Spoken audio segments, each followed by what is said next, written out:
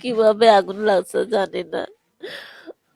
আমি চা খাইয়ে বাইরে বাইরেছি, আমার ছোট বাচ্চা একটা আছে, তার সাথে দৌড় মারি।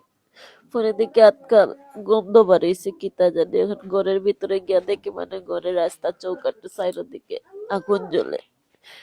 পানি ডালি, এখন পানি দিকে আমার দিকে মানে আগুন আমার দিকেই। পরে না পারতে সিক দিছে, আমার ছোট ভাইরে ডাক দিছে। ঘরে তো যা যাবতীয় জিনিস আসলে সবই শেষ, কিছুই বার করতে পারি না। 5.5 লাখ টাকার মতনই ক্ষতি হয়েছে আর কি। আগুন লাগছে, আগুন আমরা দৌড়ে গেছি, যাওয়ার পরে দেখা গেছে যে আগুন চারোদিকে ছিতরিয়ে গেছে।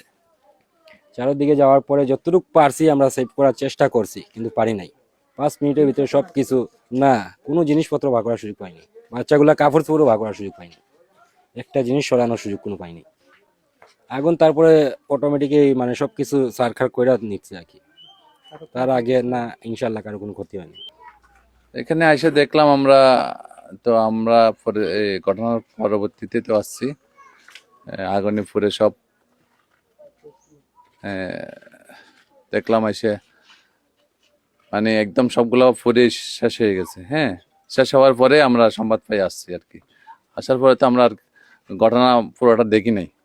এরপরে দেখি আমরা ওদের সাথে আলাপ সালাপ করে দেখি, পরবর্তীতে যেটা করা লাগে আইনগতভাবে এটা করবো আমরা।